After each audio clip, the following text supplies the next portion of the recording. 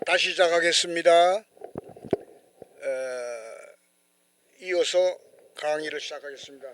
여러분 항목 7번을 보시면 좋겠어요. 새로운 교회를 세우기까지 충분한 기간을 체류하였다. 바울이 그랬단 말이에요. 바울이요. 바울이 지금 쭉 바울의 선교 활동의 특징들을 살펴보는 신학적인 특징, 여러 가지 특징을 다 보는 거예요. 바울의 목표는 1차 목표는 그 세계 복음화가 궁극적 목표예요. 그래서 많은 교회를 세우는 것, 많은 교회를 세우는 것이 목적이었습니다. 교회를 세우는 일은 단기간이 아닙니다. 단기간. 짧은 기간에 되지 않아요.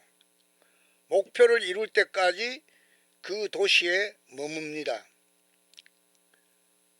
그러나 핍박으로 추방당하고 핍박이 항상 있었어요. 2, 3개월은 그 도시에 머문다.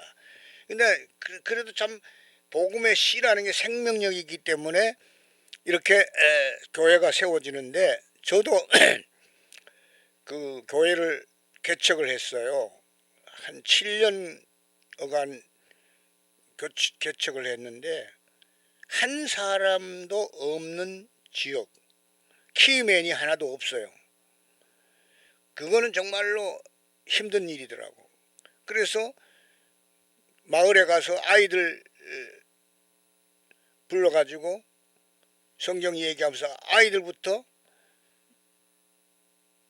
주일학교부터 시작을 해서 교회를 세웠는데, 내가 교회를 이름을 말은 하지 않겠어요. 지역은 서대문구에 있는 교회인데 지금은 큰 교회가 되었어요. 아주 큰 교회가 되었어요. 그래서 너무 기뻐요. 왜냐하면 그렇게 복음을 전한 교회가 자라서 큰 교회가 됐다는 거. 하나님 은혜로 되는 거예요. 그냥 되는 게 아니야. 그냥 뭐 사람의 힘으로 의도적으로 계획한다고 되고 뭐 인위적으로 열심히 충성스럽긴 해야 되죠. 모든 사람이 교회를 섬기는 모든 사람은 충성스러우면은 반드시 하나님이 그 열매를 세워주시는 거예요. 많은 교회를 세우는 것이 바울의 목표였고, 단기간에 교회를 세울 수 없다. 목표를 이룰 때까지 그 도시에 머무르. 그래서 바울이 세운 교회는 특징이 있어요. 자치, 스스로 다스리는, 셀프 거버닝, 자립은 스스로 서는 거, 셀프 서포팅, 남의 도움을 안 받는 거예요. 스스로 전도하는 교회, 셀프 프로파게이팅, 이거 영어로 저자가 쓴 대로 그대로 옮겨놓은 건데, 스스로 전도하는 교회, 이런 특징을 가진 교회가 바울이 세운 교회예요. 우리나라 교회도 이런 특징을 가져요. 우리나라 교회가 스스로 자립하는 교회, 자립해야만 교회가 서는 거예요. 남의 도움을 받으면은 끝이 없어요. 도움을 어느 정도 받는 것도 중요하지만은 자립을 해야 되는 거예요. 한마디로 선교지향적 교회였다. 선교지향적인 교회가 뭐냐면은 자치하는 교회, 자립하는 교회, 스스로 전도하는 교회, 이 세 가지 특징을 가져야 선교지향적 교회라고 할 수 있어요. 바울의 선교 열매 모범은 데살로니가 전서 1장 8절, 이게 뭔지 또 한번 궁금하네요. 데살로니가 전서 1장 8절, 바울의 선교의 열매의 모범.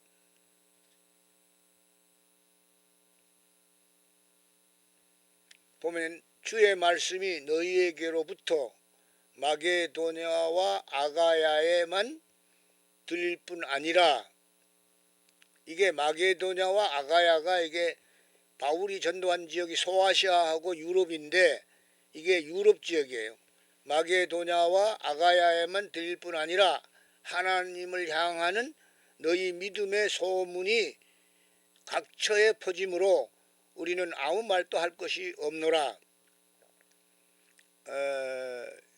저희가 우리에 대하여 스스로 고하기를 우리가 어떻게 너희 가운데 들어간 것과 너희가 어떻게 우상을 버리고 하나님께로 돌아와서 사시고 참되신 살아계시고 참되신 하나님을 섬기며 또 죽은 자들 가운데서 다시 살리신 그의 아들이 하늘로부터 강림하심을 기다린다고 말하니 이는 장래 노하심에서 우리를 건지시는 예수시라. 이렇게 전도한 선교의 열매가 아주 모범이었다는 거. 바울은 15년간 사역을 했어요. 로마 제국의 동부 바울이 세운 교회들 집중 전도했고 바울의 선교는 성공적이었다. 제국의 서부에 복음 전하기를 위해 스페인에 가려고 했다. 스페인은 로마 제국 서쪽에 있는 나라 스페인, 이게 땅끝까지라는 걸 그때 땅끝까지라고 생각을 했어요. 여러분, 바울이 선교할 때 세계관은 그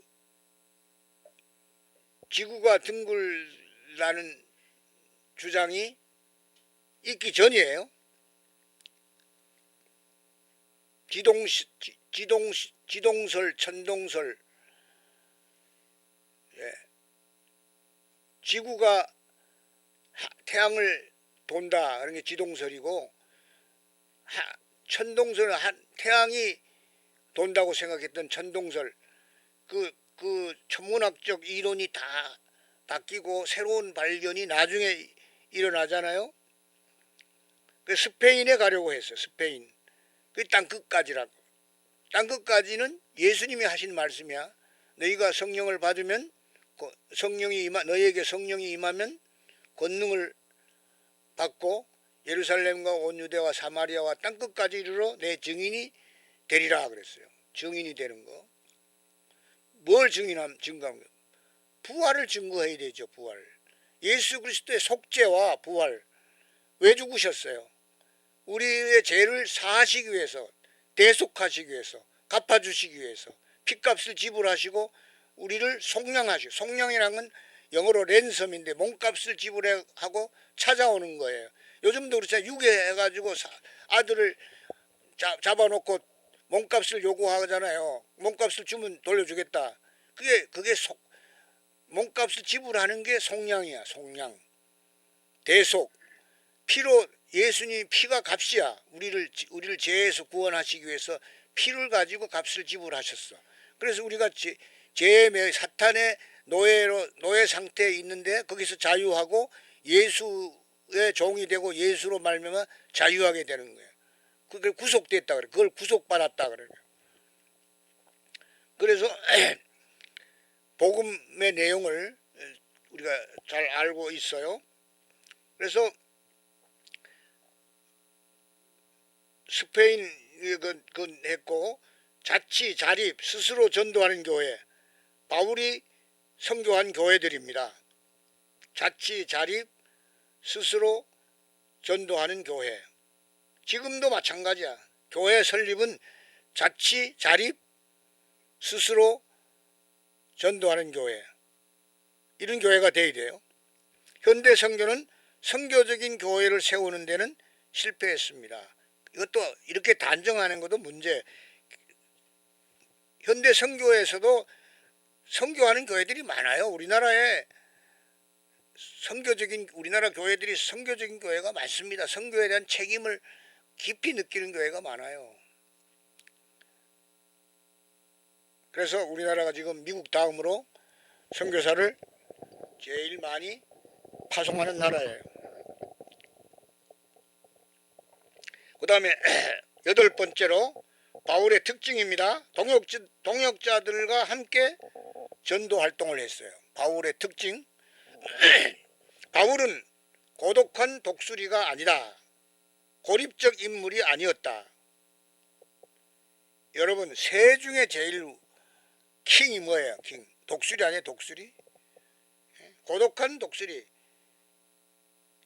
대부분 사람들요, 똑똑한 사람들 고독합니다. 왜? 교만해가지고 다른 사람하고 어울리질 못해요.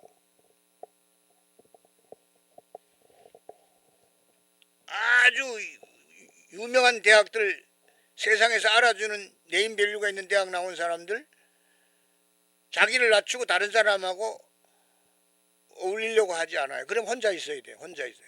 기독교인은 혼자 있으면 안 됩니다. 다른 사람들과 더불어 해야 돼요. 기독교인의 제일 중요한 특성이 아까 말한 티치업을 한 사람이 돼요. 가르칠 수 있어야 돼요. 내가 복음을 전하려고 그랬는데 티치업을 하지 않으면은 교만한 사람은 그걸 안 들으려고 그래. 그걸 못 가르치는 거예요. 말을 끌고 가서 물가까지 갈 수 있을지 몰라도 물을 먹으라 그러는데 말이 물을 안 먹으면 물을 못 먹이는 거예요. 그것처럼 아무리 전도하려고 그래도 티치업을 하지 않는 사람, 겸손하지 않은 가르칠 수 없는 사람, 가르침을 받기를 싫어하는 사람 만나면 전도할 수 없어요. 전도라는 게 진리를 전한다는 뜻이야. 한자 말로 도가 진리거든. 도가. 요한복음 1장에 그 로고스를 도로 번역했어요. 한자 성경엔 도, 길도자, 도가 진리야. 전도, 진리를 전하는 거, 전도. 안 받아들이는데 어떻게 할 거야? 안 받아들이면 못 전하는 겁니다. 그래서 토양이 중요하고 사람이 중요해요. 받아들이는 사람이 중요합니다. 고독한 독수리가 아니었다. 바울은 고립적인 인물이야. 이거 굉장히 중요해. 고립적인 인물 되면은 그건 그 사람은 혼자 살아야 돼. 인간은요, 관계가 두 가지 중요한 겁니다. 수직적 관계, 하나님과 나와의 관계는 수직적이에요. 그다음 수평적 관계, 전도는 수평적 관계예요. 수평적 관계를 좋아하는 게 그게 사람 되는 사람이에요. 예, 종교가요, 여러분 잘 보세요. 유교는요, 산업공상 그래요. 계급을 수직 이동시켜요. 산업공상, 장사하는 사람을 제일 마지막에 놔. 그리고 지금도 유교가 강한 지역 사람들은 장사하는 걸 제일 부끄러워한다고. 장사하는 거 부끄러워하면 이윤 창출이라든지 상업이 중요하지 않으면 그 자본주의가 아니죠. 농사 짓고 영원히 농경사회에 살 사람이 유교인들이야. 유교적인 성격을 가진 사람, 유교인들이 장사하기 싫어해요. 왜? 산업공상 상업하는 사람이 제일 마지막 계급이거든. 제일 위에는 선비, 그 다음 농사 짓는 사람, 그 다음에 공장 물건 만드는 사람, 그 다음에 그 물건을 파는 사람, 산업공상 제일 꼴찌예요.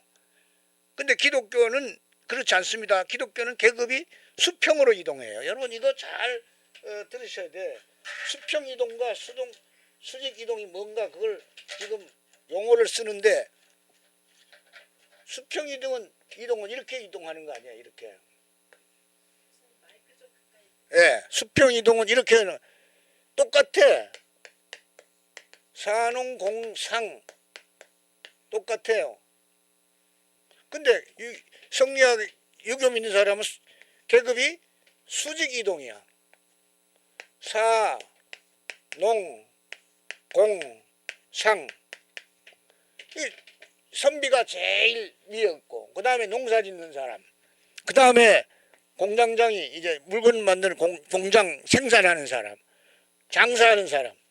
이 장사하는 사람이 제일 꼴찌에 있는 사람이 제일 업신여김을 당한 그 사회에서 장사치.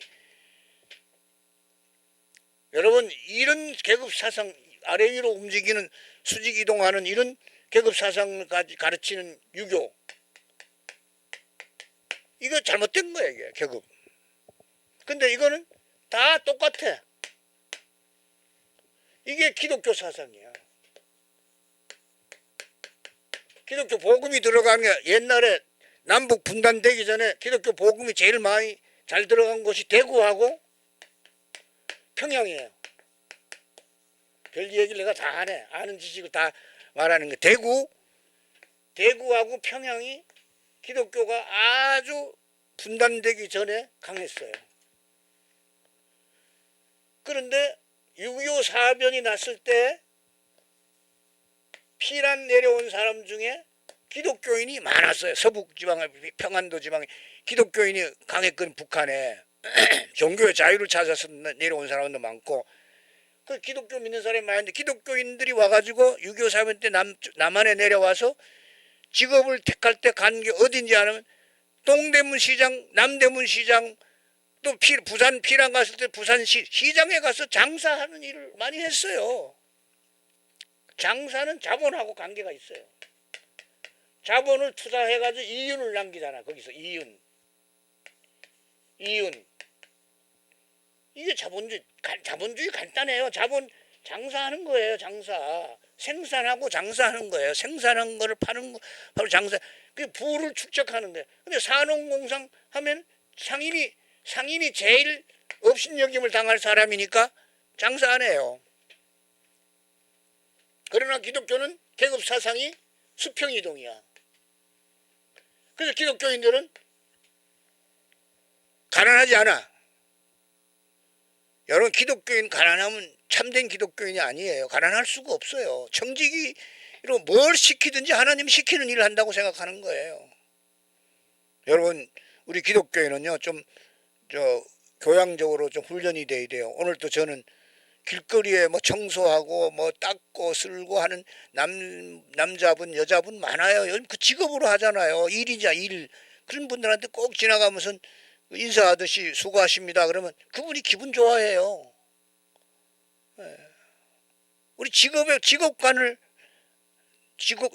다릅니다. 기독교인과 다른 이교, 다른 종교인들이 달라요.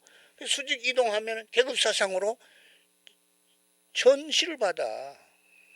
계급사상이 종교하고 굉장히 관계 있어요. 인도의 그 카스트 제도 같은 거 보면 있잖아요. 대대로 그 신분이 정해지고 말이야.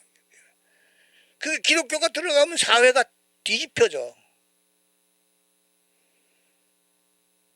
오늘 또 뭔 얘기하다 하여튼 바울은 동역의 선수였다. 동역의 같이 일하는 계급 사상 같은 거 가지고 하면 안 된단 말이야.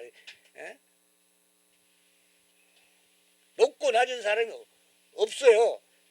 그리스도 안에서는 다 하나라 그랬잖아. 여자나 남자나 종이나 자주자나. 갈라디아서에서 말 예수 그리스도의 종 외에는 다른 거에 종이 되지 않고 우리는 계급 사상에 매여 있질 않아요. 그래서 계급 사상은 사회를 변화시켜요. 사회.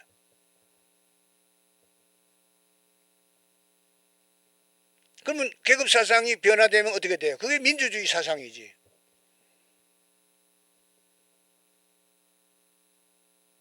고립적인 인물이 아니었다. 고독한 독수리가 아니었다. 바울이 동역의 선수였다. 안디옥에서는 바나바와 함께 했고, 다른 사람을 인정할 줄 알아야 돼. 다른 사람 인정하지 않고 독불장군식으로 협력 안 하고 그러면 안 돼요. 잘난 척하면 안 돼. 너무 잘난 척.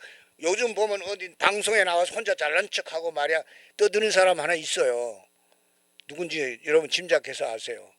잘난 척하면 안 돼요. 잘난 척할 필요가 없어요. 자기가 유능하면 가만히 자기 페이스에서 자기가 할 일만 잘하면 나중에 사람들이 알아요. 사람들이 자기가 알리려고 할 필요도 없어요. 에? 지나치게 자기 뭐 아는 척하고 말이야. 자기가 남보다 뛰어났다고 생각하고 말이야. 그런 사람에게 동역자가 같이 함께 일하는 사람이 없어요. 혼자 일하는 것보다는 함께 일하는 게 굉장히 중요한 거예요. 더불어 사는 삶인데 더불어 살지 않고 혼자 잘났다고 누가 알아줘요? 자기가 잘났다고 떠들어대면 알아줘요? 그런 사람 있어요. 그런 사람 잘 살펴보세요. 바울은 고독한 독수리가 아닙니다. 고립적 인물이 아니었어요. 동역의 선수였어요. 동역할 줄 아는 사람이 선교사예요. 1차 선교여행도 바나바와 요한, 마가와 함께 했고 요한 마가의 일로 바나바의 일로 결별한 후 신라와 함께 뭐 결별할 때도 있었지만은 신라와 함께 또 일했고 언제나 동역을 해. 루스드라에서는 디모데와 함께 일했고 누가는 드로아에서 합류했어요. 소바도 아리스타고 세군도 가이오 두기고 드로비모 이 다 사람 이름이야. 그 사람들이 동역자들이에요. 모두가 그의 동역자들. 사도행전 20장 4절에 이것이 나타나요. 동역자들과 함께 동역했다는 거 굉장히 중요합니다. 독불 장군이 되면 안 돼. 선교는 같이 하는 거예요. 둘씩 가야 돼요. 혼자 가는 것보다가 두 사람이 같이 가는 게 굉장히 좋아요. 그렇잖아. 그게 자연스럽잖아요. 원래가. 거기에 사도행전 20장 4절에 그런 사람들 이름이 우리가 잘 알지 못하는 이름이 다 나오네. 소바도 아리스타고 세군도 가이오 두기고 드로비모 등 이런 많은 사람들이 바울의 동역자였다. 그 다음에 입장 찾아보고 갈까요?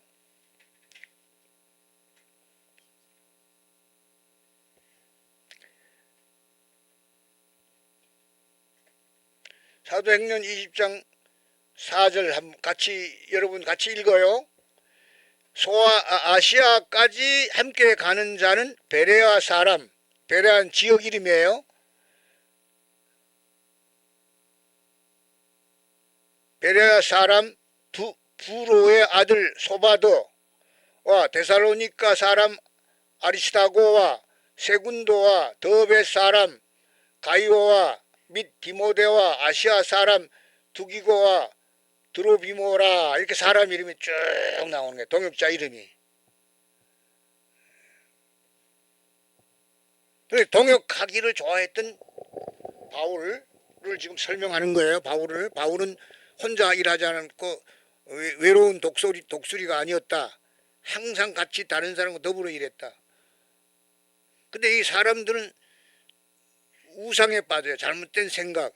내가 당신보다 나으니 난 당신한테 서브미션 안 하고 당신하고 협력 안 하겠다. 독자, 자기 우월감 때문에 항상 다른 사람 협력을 못하는 거예요. 기독교는요 놀라운 진리를 가르칩니다.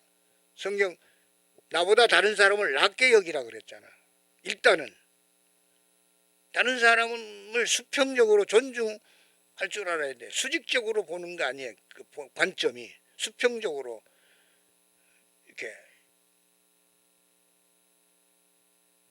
그 다음에 서신들에 나타난 이름이 많이 있어요.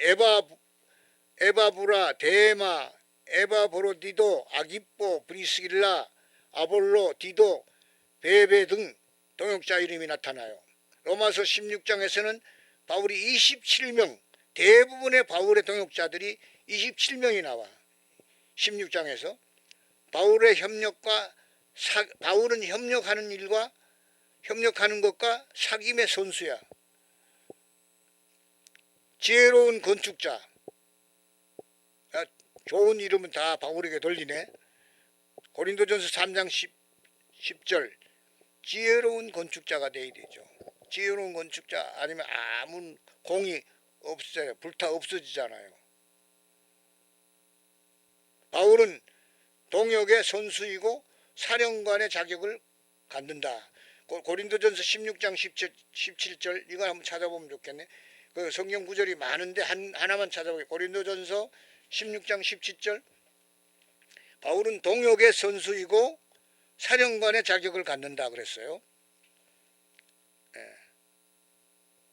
사령관이 되려면은 내가 스데바나와 부드나도와 아가이고에 온 것을 기뻐하노니 저희가 너희의 부족한 것을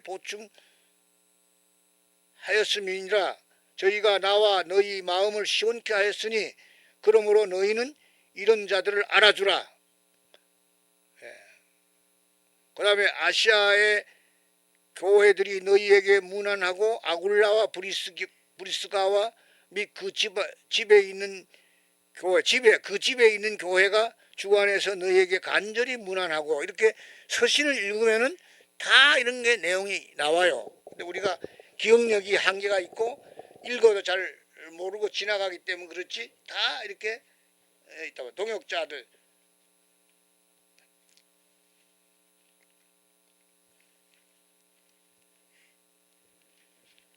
그다음 디모데는 최장수의 바울의 동역자예요.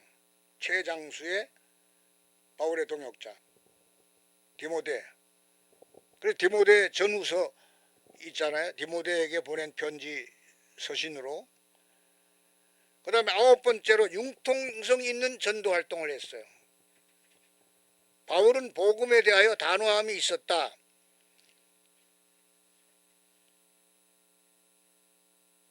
복음에 대하여 단호함이 있었다. 이것도 무슨 내용인지 한번 갈라디아서 1장 6절에서 9절 한번 쭉 읽어볼게요. 갈라디아서 1장 6절에서 9절 같이 여러분이 보겠습니다. 이거 다 성경 읽는 게 굉장히 중요해요. 그리스도의 은혜로 너희를 부르신 이를 이같이 속기 떠나 다른 복음 쫓는 것을 내가 이상히 여기노라. 다른 복음이라는 말이 나오잖아요. 다른 복음이라는 것은 바울이 전한 복음, 바울이 전한 복음이 뭐예요? 율법의 행위로 구원받는 게 아니라 복음을 믿는, 예수 그리스도를 믿는, 예수를 그리스도로 믿는 믿음으로 말미암는 복음이에요. 그 믿음으로 말미암은 복음을 전했는데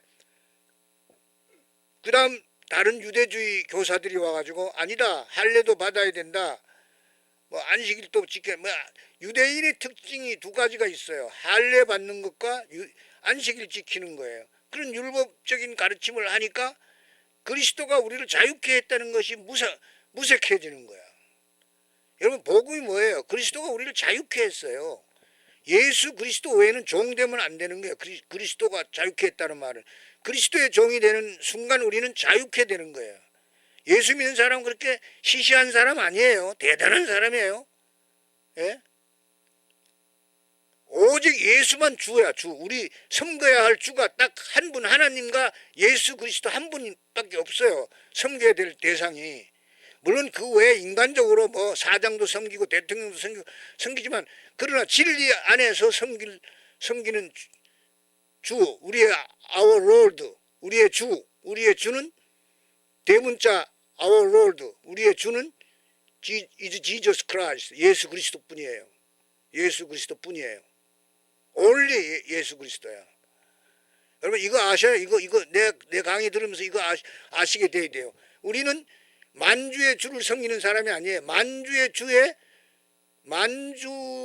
섬기는, 많은 주인을 섬기는 사람 아니에요. 이것도 주인이고 저것도 주인, 돈도 주인이고 명예도 주인이고 출세도 주인이고 영광도 주인이고 그거 다 섬기려고 하면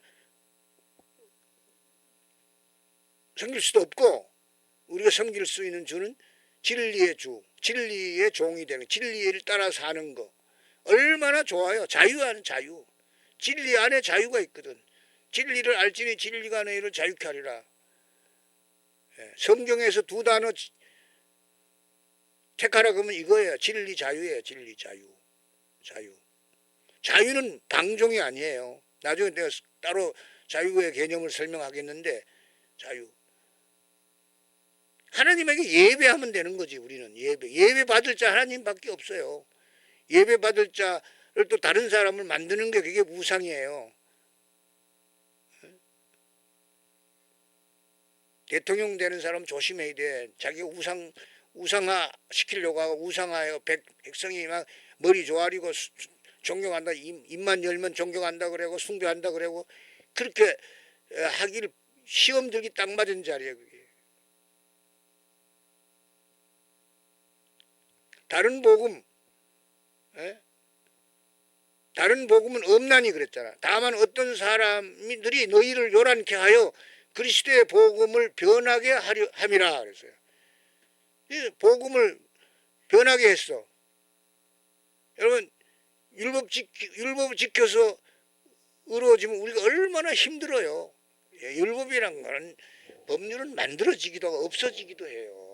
법률 폐기하고 만들기도 하다. 새 법을 만들면 그 새 법이 악법도 될 수 있잖아요. 법률을 어떻게 지켜요? 법률은 지켜서 사는 거는 물론 법률에는 하나님의 뜻이 났다는 법률을 지켜야 돼요. 그런데 법률이 나빠서 율법이 나빠서 법률을 못 지키는 게 아니라 에?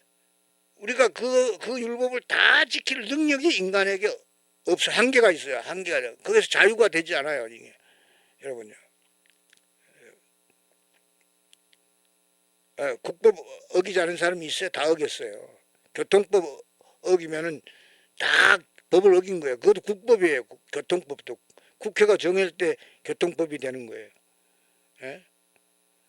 법률이라는 게 법률 지켜서 율법을 지켜서 구원받는 사상에 제일 집착했던 사람이 유대교인이야. 유대교인.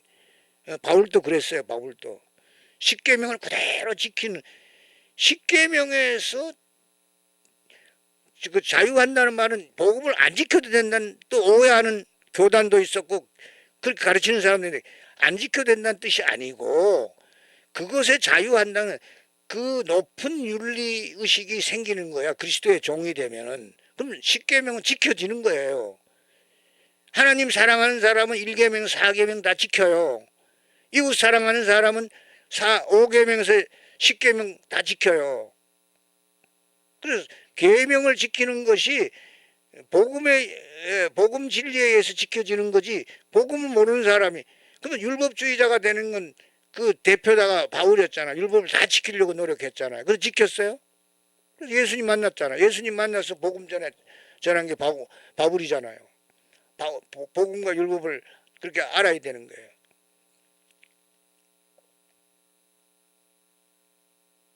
자연법, 도덕법은 지켜야 되지. 근데 나는 자연법, 도덕법 중에 전쟁도 칼빈은 자연법에다가 분류하더라고. 그래서 이해를 못했는데 자세히 찾아보니까 전쟁이 그게 자기 생명 보존 법칙의 근본을 두더라고.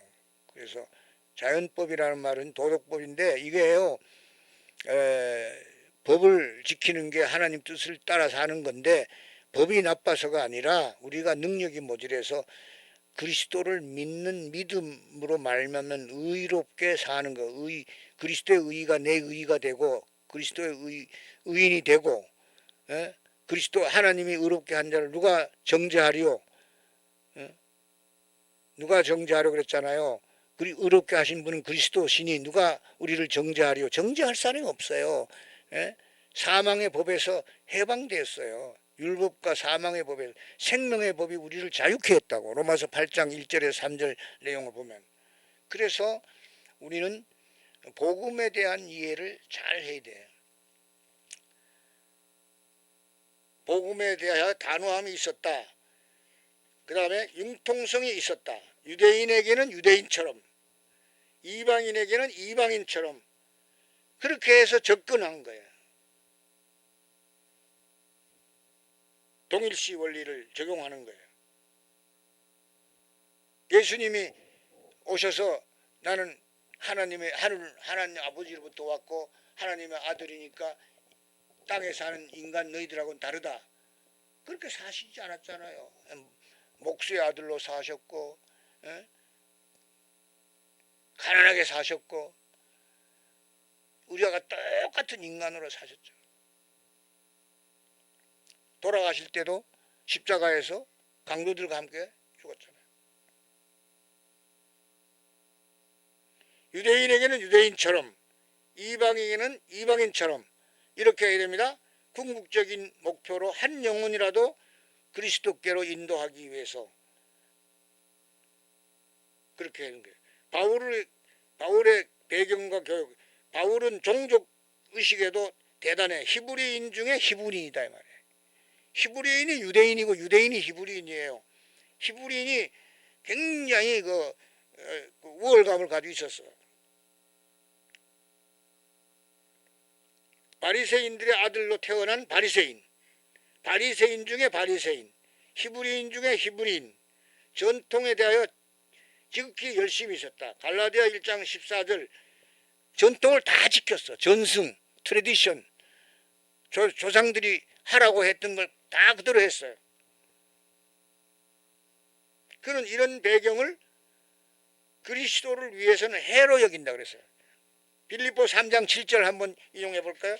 여러분, 그리스도를 아는 지식이 가장 고상한 지식이라 그랬어요. 네?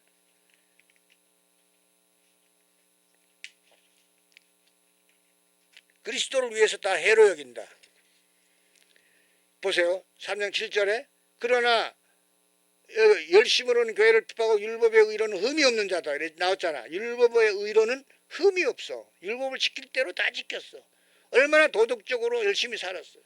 그렇지만은 무엇이든지 내게 유익하던 것을 내가 그리스도를 위하여 다 해로 여길 뿐더러 또한 모든 것을 해로 여김은 내 주 그리스도 예수를 아는 지식이 가장 고상함을 인함이라. 고상함 때문이다 말이야.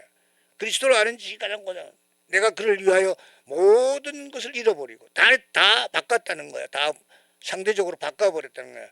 잃어버리고 배설물로 여기면, 배설물이 버리는 거 아니에요. 배설물로 여기면 그리스도를 얻고, 그 다음에 또 한 절 더 나갑시다. 그리스도를 얻고 그 안에서 발견되려 함이니 내가 가진 의는 율법에서 난 것이 아니요 그랬잖아. 분명히 그랬잖아. 율법에서 난 것이 아니요 오직 그리스도를 믿음으로 말미암는 것이니 곧 믿음으로 하나님께로서 난 의라. 이렇게 성경에 쓰여 있는데도 어떤 교단 목사들은 율법주의를 그대로 가르쳐서 교인들을 멍에다 매놓고 율법주의의 종이 되도록 하는 사람이 있어요. 그 답답한 사람들 또 따라가면 그런 가르침을 절대적으로 믿고 이 바른 진리를 믿는 사람이 이단이라는 식으로 배척하고, 참 이 혼동이야 혼동, 교리 혼동. 내가 누구라고 밝히지 않는데 열심히 전도하는 사람이 하나 있는데 그렇게 가르치는 사람이 있어요. 숨 막히게. 여기 우리는 그리스도를 믿음으로 말미암는 것이니 믿음으로 하나님께서 난 믿음의 의야. 믿음의 의. 믿음으로 말미암는 의. 믿음이 의라고. 믿음이 의. 칭의 의. 이 어렵다 일컫는다고. 로마서를 모르면은 안 돼요. 로마서 공부해야 돼. 로마서 따로. 로마서 1에서 3장까지는 인간이 희망이 없다는 거야. 죄 때문에. 모든 사람이 죄란 거야. 구원, 그리스도로 말하면 둘째 아담으로 말하면 구원받아야 될 존재라는 거야. 둘째 아담을 믿는 믿음으로 구원받는다는 게, 의롭게 된다는 게 로마서 4장부터 시작해요. 4장. 3장 후반부부터 3장 21절부터 시작해서 4장, 5장, 6장, 7장, 8장까지, 8장 초반부까지 믿음으로 의롭게 되는 의를, 진리를, 교리를 가르쳐요. 바울 서신 안 믿으면 성경 안 믿는 거지. 그 다음 9장에서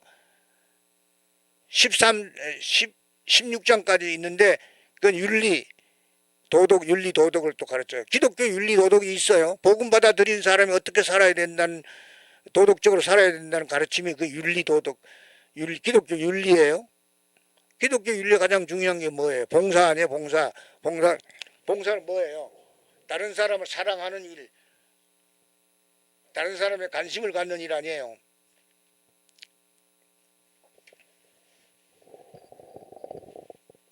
여러분, 이렇게 제가 왔다 갔다 하면서도 이렇게 열심히 깨닫도록 하기 위해서 말씀하니까 그래서 바울은 예수 그리스도를 아는 일보다 귀한 것은 없다. 다른 걸 모든 것을 해로야. 그래서 찬송가도 있잖아요. 예수 그리스도보다 귀한 것은 없네. 우리 찬송가에 그 있어요. 주 예수보다 귀한 것은 없네. 그 찬송 부를 때 얼마나 우리가 은혜를 받아요. 찬송 가사 내용으로도. 신앙이 뭐예요? 신앙. 예수 그리스도가 진리고 그 진리를 가장 귀한 것으로 여기는 것이 신앙이야. 예수 그리스도가 진리다. 우리를 자유케 하는 진리다. 그걸 아는 거. 그게 신앙이에요. 신앙. 예수 그리스도에 속하는 것이 신앙이고 예수 그리스도를 아는 게 신앙이에요. 예수 그리스도를 알고 알게 하는 일이 우리가 하는 일이에요. 알고 알아야 알게 하지. To know Christ and make him known. 예수 그리스도를 알고 알게 하는 거. 그게 우리 그리스도인의 삶의 내용이야. 삶의 구조야. 그런데 일상생활에 바쁘니까 물론 전부 뭐 성교로 딱 꽉 채워지는 일은 아니지만 의식 구조는 그렇다 이 말이야. 우리의 의식 구조는 그리스도를 알고 알게 하는 일. To know Christ and make him known. 이거 외우면 좋아요. 이런 거는. 뭐 간단한 거 외우는 게 왜 중요한지 알아요? 남한테 전달할 때 그것을 통해서 전달이 가능했기 때문에. 왜냐하면 벽에 벽지를 바르고 못을 안 박아놓으면 걸 수가 없어요. 옷을 걸 수도 없고 못 박는 게 중요해요. 나 요즘에 이사를 갔는데 못을 못 박도록 해놨더라고요. 그래서 아들이 전부 붙이는 거로 만들더라고요. 건축 양식에 못 박도록 지은 집도 있더라고요. 내가 비유로 말하는데 이 어떤 그 구절 같은 걸 외우는 것도 필요해요. 그걸 통해서 다른 말을 할 수 있으니까. 그래서 예수 그리스도를 아는 일보다 귀한 것은 없습니다. 바울이 그렇게 가장 고상한 지식을 해요. 그 고상한 지식을 위해서 다른 자기 자랑거리 다 배설물로 여긴다 그랬어요. 자기 지파, 종족, 족속 있잖아. 족속, 가문, 그 다음 교육, 명예, 출세, 성공, 돈. 근데 사람이 살면서 이렇게 생각하면 자유가 있는데 현대인들은 로드십 오브 크라이스트, 그리스도의 주되심을 이렇게 전적으로 인정하기가 쉽지 않을 거예요. 그 중에 제일 돈을 주님에게 맡기는 거, 주님의 것이다라고 하는 것을 제일 어려울 것 같아. 내가 보기에는. 근데 우리가 헌금하는 거, 돈을 쓰는 게 그게 주님 뜻대로 쓰면은 되는데 참 소비하는 인간 아니에요. 현대 사회는 소비하는 인간이 소비하는 게 돈을 쓰는 인간이라고. 돈 없으면 경제적인 자유가 없으면 참 현대 생활은 곤란할 것 같아. 왜? 뭐 버스나 전철 뭐 움직이는 것이 다 돈을 요구하는 시스템이니까. 그래서 돈의 중요성이 이제 부각되는 사회인데 하여튼 모든 것을 주님 주되심을 인정하는 로드십이라 그래. 주인 되심을 인정하는 거예요. 우리의 주인은 참된 주인은 그리스도밖에 없어. 바울이 그걸 알았어요. 다른 것 자기에게 있는 모든 것을 지불하고 예수 그리스도를 선택하는 바꾸는 오직 예수 그리스도를 바꾸는 그런 신앙을 가졌던 사람이 바울이에요. 그래서 우리가 바울을 생각하고 바울의 신앙을 배우려고 하는 거예요.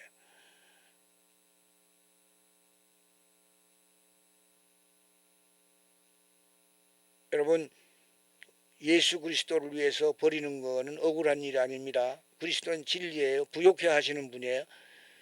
그리스도를 믿는 사람은 다 가난하게 살 수가 없어요. 여러분 이거 믿으세요. 가난하게 살면 문제가 있는 거예요. 그리스도를 잘 믿고 열심히 그리스도를 따르는데도 나는 가난하다. 그러면은 거기에 문제가 있는 걸 살펴봐야 돼요. 절대 가난할 수가 없어요.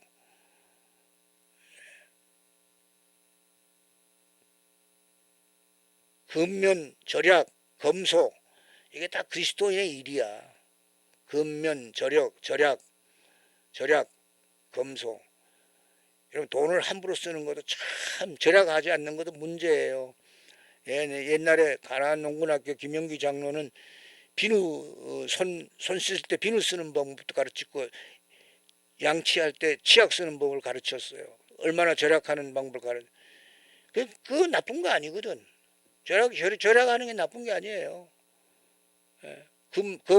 근면, 검소, 절약. 부자가 안 될 수가 없지. 가난하게 살아서 안 되는 방법이 벌써 근면, 절약, 검소잖아요. 그게 바로 그 자본주의 정신의 핵심이 되는 거예요. 기독교 정신의 핵심이 되는 거고. 로드십 오브 크라이스트를 아는 거야. 주님이 우리의 주인이다 말이에요. 그리고 바울은 그걸 알았어요. 바울은 모든 것을 다 회의하고 가장 고상한 지식, 예수 그리스도를 아는 지식을 선택을 했어요. 예수 그리스도를 아는 일, 또 알게 하는 일을 전적으로 자기를 바쳤잖아요. 아는 일에도 전적으로 바친 분이요, 알게 하는 일에도 전적으로 바친 분이에요. 여러분, 이 강의를 듣는 이유가 뭐예요? 그리스도를 알고 또 알게 하겠다는 마음이 있는 거 아니에요? 우리가 삶 속에서 그리스도를 알게 하면 되는 거예요. 너희는 빛이요 세상의 빛이요 소금이다 그랬잖아. 소금 중요한 거예요. 가만히 있어도 소금은 사명을 감당해요. 부패하지 않게 하는. 물론 이제 녹는 거 녹아서 없어지는 것도 있지만 하여튼 가만히 있어도 사명이 있는 거예요. 그래서 예수님이 비유로 산상설교에서 너희는 소금이요 빛이요 그랬잖아요. 그래서 바울을 이야기하는 게 지금 바울 예수 그리스도를 아는 일보다 귀한 것은 없다. 예수 그리스도를 아는 지식이 가장 고상한 지식이다 그랬어요. 그것을 위해서 다 바쳤다. 선택입니다. 인생은 선택이에요. 선택할 때는 버릴 건 버려야 돼요. 택할 건 택하고. 다 가질 수는 없잖아요. 세상 거 다 갖고.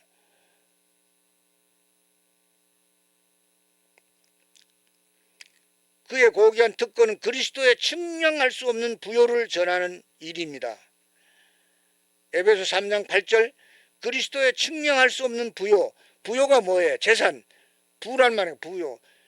그리스도 안에 그리스도는 나는 요즘에 그런 걸 외우고 있어요. 그리스도는 나의 meat. Jesus Christ is my meat. 내가 먹을 살이요.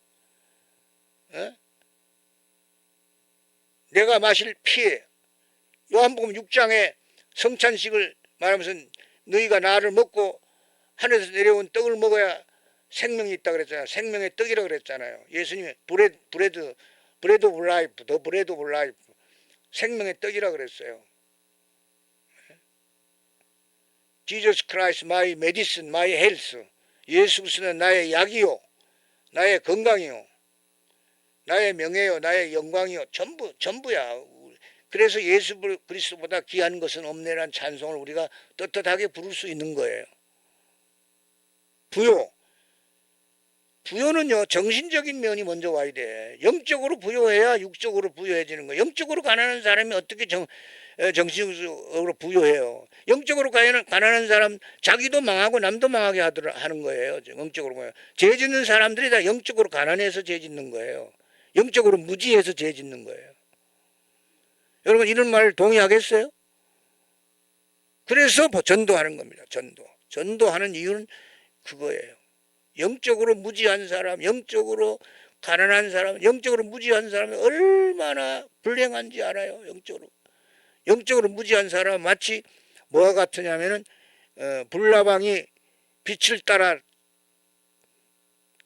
전등에 부딪히면 전등의 뜨거움에서 죽어요. 불나방은 전등으로 막 달려와요. 불이 있는 데로 달려와요. 근데 불이 뜨거운 줄 모르는 거예요. 빛만 알고. 그런 못은 죽잖아 결국은요. 영적으로 무지한 사람들 다 결과가 어떻게 돼요? 여러분 매스메디아를 통해서 알잖아요. 여러 가지. 그래서 그런 사람이 없는 사회. 그의 거룩한 사명을 완수하기 위해 모든 사람에게 종이 되었다. 하나님의 종이 된다는 말은 또 다른 사람의 종이 되는 거와 같은 거야. 다른 사람의 종 왜 돼요? 복음 전하기 위해서 종이 되는 거야. 근데 이건 자유한 종이야. 자기가 되고 싶어서 되는 종이야. 억지로 되는 종이 아니고 타의에 의해서 종이 되는 게 아니고 자의에 의해서 되는 종. 자기가 기뻐서 종이 되는 거야. 복음 전도하고 그리스도의 일을 하기 위해서. 바울 시대의 교회 두 진영으로 나뉩니다. 유대교 그리스도인들과 이방계 그리스도인들로 나눠져요.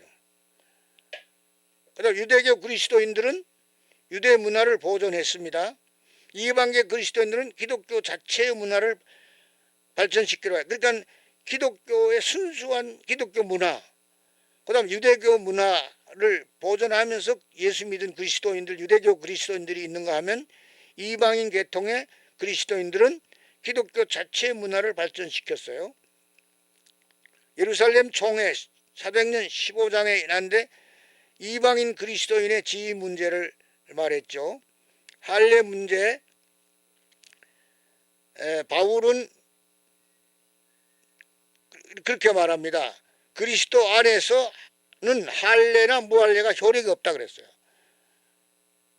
할례 효력이 없대. 사랑으로 역사하는 믿음뿐이라. 똑같다는 거야. 이방인이나 유대인이나 믿음으로 역사하면은 할례가 그렇게 중요한 게 아니다. 할례가 뭐예요? 할례가 육체에 어떤 표식을 남기는 거 아니에요? 바울은 디모데에게 할례를 행했습니다. 근데 바울의 융통성이야 이거는. 디도에겐 거부했어요. 복음으로서 본질적이지 않은 일에는 여유가 있어서 세상 육체 마귀와 대결은 사양치 않음. 본질적인 않은 일에는 여유를 가졌고 세상과 육체 마귀 악과 싸우는 데는 바울이 사양치 않았다. 복음의 핵심 문제는 아주 중요합니다. 그러나 핵심 문제가 아닌 것으로 분쟁을 원하지 않았어요. 핵심 문제가 아니에요. 핵심이 중요하지. 그러니까 이방인 교회 우상 숭배, 우상에 바쳐진 음식, 고린도전서 8장, 고린도전서 8장에 나와요. 그 우상에 바쳐진 것을 알고 먹으면은 덕이 되지 않아요. 다른 사람이 또 볼 때 그걸 먹어서 신앙에 덕이 되지 않을 때 먹으면 안 되는 거예요. 우상에 바쳐진 거. 그러나 기도하고 양심의 자유가 주어지면 먹어도 되는 거예요. 음식이 깨끗하지 음식은 죄가 없어요. 다만 우상에 바쳐졌을 뿐이었지. 우상에 바쳐졌다고 그 음식이 우리에게 병을 만들어주는 거 아니니까 먹어도 되는 거야. 옆집에서 비기독교인이 뭐 제사 음식이나 또 무슨 무슨 잔치 음식 이런 거 준다고 비기독교인이 주는 음식이라고 그걸 안 먹을 수 없는 거 아니야. 주면은 반갑게 받아서 기도하고 먹으면 깨끗한 거예요. 문제가 없는 거예요. 그거 가지고 종교의 벽을 만들면 안 되는 거예요. 신앙의 벽을 만드는 거예요. 그러니까 거기에서 이방이 그 있잖아요. 이슬람은 돼지고기를 절대 안 먹어요. 힌두교는 소고기를 안 먹고, 인도네시아도 새벽에 이렇게 앞에는 꽃집처럼 꾸며놓고 그 속에는 돼지고기를 팔아요. 그리고 새벽에 가서 돼지고기를 사서 기독교인들은 먹어요. 힌두교는 소고기를 안 먹어. 이런 음식 문제, 이런 게 전도에 있어 문제가 되더라고. 그래서 우리 인도네시아 기독교인들은 돼지고기 요리를 참 잘해요. 잔치할 때 사람 많이 올 때는 그 음식 양을 만들기 위해서 붉은 큰 콩이 있어요. 그걸 막 이때 솥에 삶고 그거와 섞어서 돼지고기를 잘라 넣어서 이제 뭐 끓이면 그게 국도 아니고 뭐 이상한 반찬이 돼요. 근데 돼지고기가 든 그 콩을 밥 위에 얹어서 먹는 그게 풍습이야. 그러면 기독교인들은 돼지고기를 먹어요. 근데 몰래 사고 새벽에 일찍 가는 거야. 그 입구에는 꽃 파는 가게처럼 해놓고 속 내부는 돼지고기를 팔아. 이 이슬람 사람들이 아주 금기로 알거든. 절대로 돼지고기를 보기도 싫어하는 사람들. 그 종교적인 종교라는 게 참 가르침이 중요한데 그런 것도 있어요. 힌두교는 소고기. 그 북한 외교관들이 인도에서 소를 잡아먹어가지고 크게 문제가 돼가 쫓겨나고 다시 외교관이 돌아가고 이랬잖아요. 소를 신으로 섬기는 나라에서 소를 잡아먹었으니까 그게 문제가 될 수밖에 없죠. 종교라는 게 이런 거예요. 일부 미국인 선교사들, 사회주의 국가들, 자본주의와 자유기업 제도를 옹호할 의무감을 느낀다. 네, 미국 선교사들은 은연중에 사회주의 국가들 같은 데 가서 은근히 자본주의와 자유기업, 자유민주주의 제도를 옹호하는 설교를 할 수 있는 가능성이 있어요. 자기도 모르게.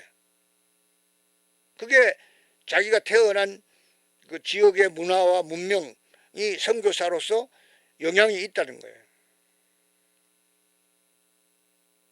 미국적 생활 양식을 주장하기도 하는 인상을 줄 수 있어요. 그런데 그러면 반발을 사지. 오늘날 선교는 정치, 경제, 사회, 인종 문제 등 고도의 복잡한 국제적 상황에서 선교를 해야 돼요. 인종 문제 있죠. 정치, 경제, 사회 문제가 있잖아. 오늘 또 벌써 우리나라도 그렇잖아요. 우리나라도. 기독교를 적대시하는 세력이 있다고. 기독교인을 미워하는 사람이 있어요. 성경 읽어보지도 않고 기독교를 아주 미워하는 세력들이 있는 거예요. 성경을 모르니까 사람들이.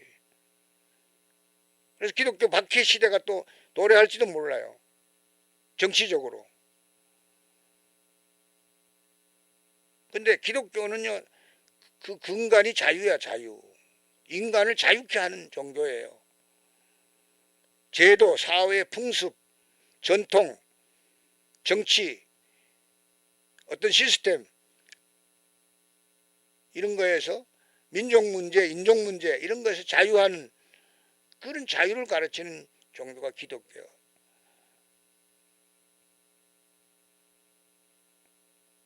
그래서 선교사들은 뱀처럼 지혜롭고 비둘기처럼 순결해라. 이거 극단적인 거로 비유를 했는데 예수님이 했는데 뱀이 지혜의 상징이야. 비둘기가 순결의 상징이고 순결할 때는 비둘기처럼 하고 동시적으로 하라 이거야. 뱀처럼 지혜롭고 그래서 문제되지 않으라 이 말이에요. 참 어려운 거예요. 말은 하나님 말씀을 우리 듣고 이렇게 하기 쉽지만은 실제로 들어가면 어려운 거란 말이에요.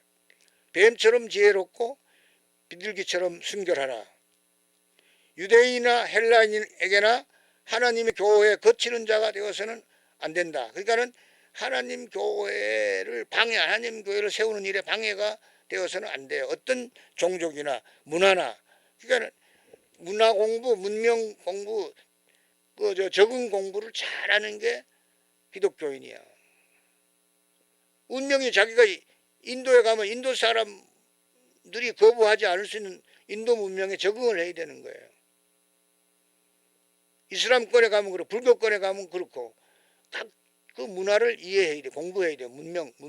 문화나 문명이 비슷한 말인데 문화는 약간 정신적이고 문명은 물질적인 면을 사용할 때 쓰는 말에 문화, 문명, 고도의 그 문화가 그 문화 충격이라는 것도 있잖아. 문화 충격. 어쨌든 우리는 어떤 사람들에게나 하나님 교회에 방해가 되는 사람 안 되고 뱀처럼 지혜롭고 비둘기처럼 순결한 사람으로 선교하는 일에 종사해야 된다. 그 다음에 이제 또 큰 나눔으로 이제 공부할 게 있어요. 바울이 어떻게 성공했는가? 바울이 성공하게 된 이 원인이 뭔가? 기독교 선교 역사에서 바울만큼 성공한 선교사는 없다. 전제가 이거예요. 기독교 선교 역사에서 바울만큼 성공한 선교사는 없다. 하나님의 축복, 하나님의 능력이 그의 모든 사역 중에서 입증된다. 이게 하나님의 축복이에요. 하나님의 능력이 뭐예요? 그러니까 기독교인도 무지보다는 공부하는 게 좋은 거예요. 무지해가지고 성경도 못 깨달아요. 성경 말씀이 해석하기가 쉽지 않아요. 그래서 성경 해석하는 책이 많이 나오잖아요. 모든 경전이 다 해석하는 게 필요해요.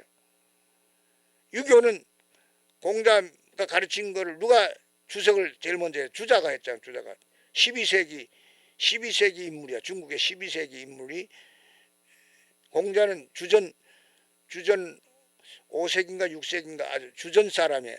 BC 그리스도 전 사람이에요. 근데 그걸 해석해주는 사람이 있기 때문에 그 해석을 참고로 해서 공부를 하는 거예요. 저는 이름은 안 밝히면 우리 조상님도 엄청난 성리학자인데 자손들에게 절대로 주석을 먼저 보지 마라 그래요. 남의 생각에 매인다. 자기 생각으로 하라. 먼저 자기 생각하라 이렇게. 하여튼 이 선교 역사엔 바울만큼 선교사는 그리고 하나님의 능력이 뭐예요? 하나님 능력은 성경 아는 능력, 기도할 때 하나님이 주는 능력, 담대한 마음, 그 다음에 실제 전도하는 능력이, 그래서 여러분도 공부하고 있는 거예요.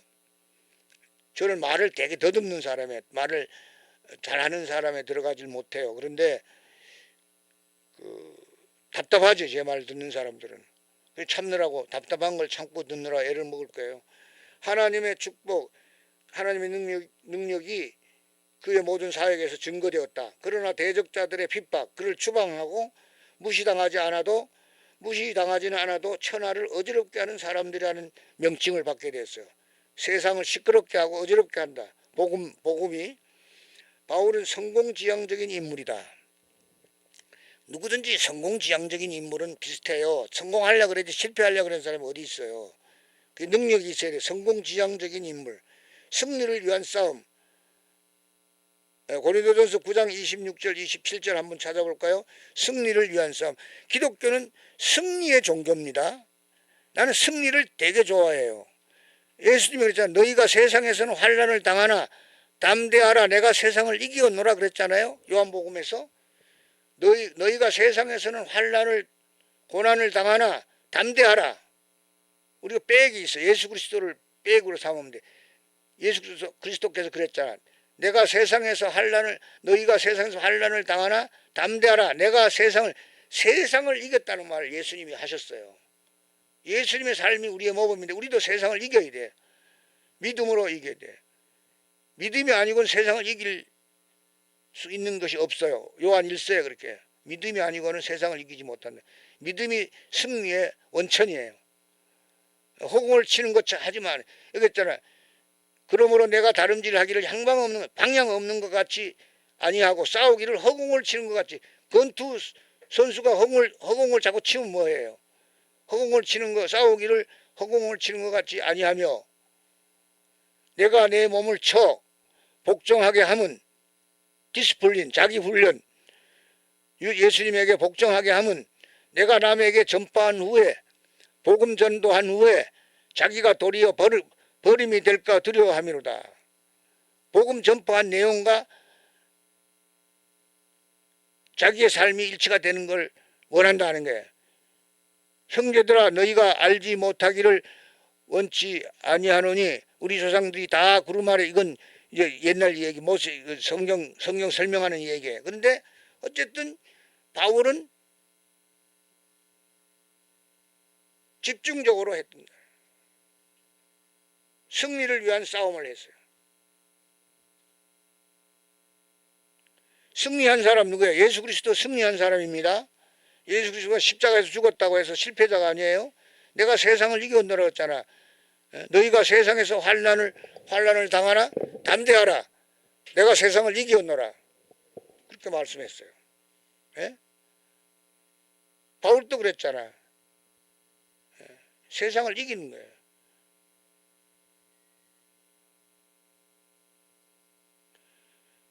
그 다음에 몸으로 행한 것에 따라 선악간의 심판을 받기 위해 활동했다. 열매 그 결과 생명의 부활을 받기 위해서 보상. 그는 그의 순수한 동기는 고린도전서 13장 그게 사랑에 대해서 사랑이 순수한 동기. 고린도전서 13장이 사랑을 설명하잖아요. 보상한 목표, 고결한 인물. 이거 성경 구절 한번 다 찾아보시길 바랍니다. 자신을 위해서 굳지 않음, 그리스도 중심으로 구했다. 하여튼 바울이 모델이야. 우리 선교사 기독교인이 배워야 할 모델이에요.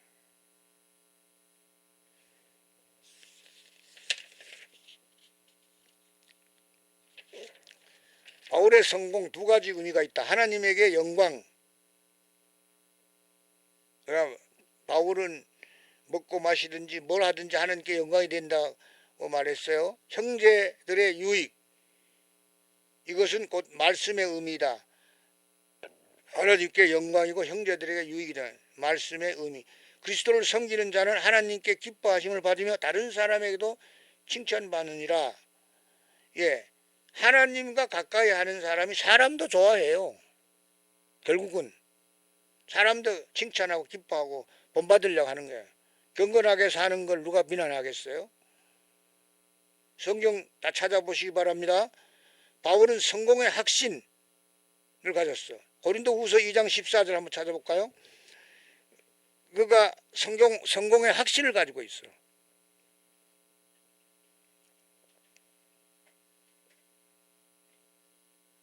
예, 항상 우리를 그리스도 안에서 이기게 하시고 승리가 보장돼. 그리스도 안에서 이기게 하시고 우리로 말미암아 각 처에서 그리스도를 아는 냄새를 나타내시는 하나님께 감사하노라.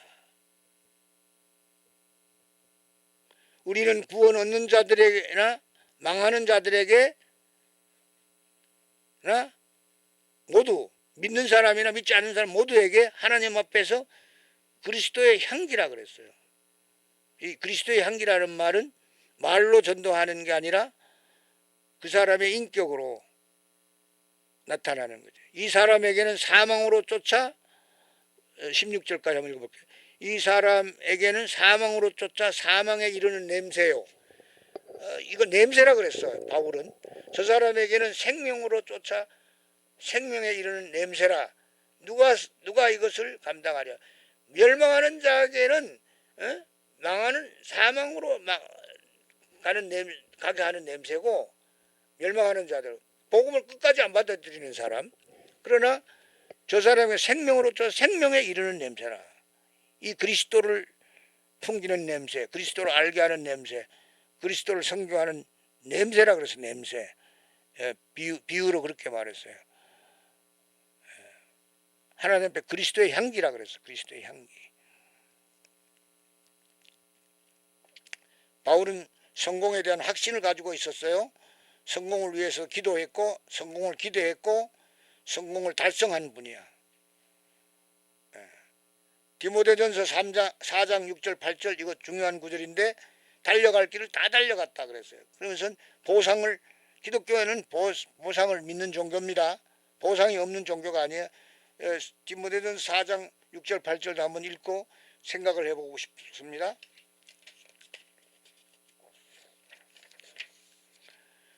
디모데전서 4장 6절 8절에서 네가 이것으로 형제를 깨우치면 그리스도 예수의 선한 일꾼이 되어 믿음의 말씀과 내가 쫓는 선한 교훈으로 양육을 받아. 이거 디모데에게 하는 말이죠. 바울이 디모데에게 부탁하는 말이에요. 망령되고 허탄한 신화를 버리고 오직 경건에 이르기를 연습하라. 경건에 이르기를 연습하는 게 뭐냐? 기도하고 성경 읽고 성경 읽으면서 기도하라. 하여튼 영적인, 육체의 연습은 약간의 유익이 있으나 경건은 범사에 유익하니 금생과 내생에 약속이 있니라. 경건한 삶을 사는 것을 말했고, 이것을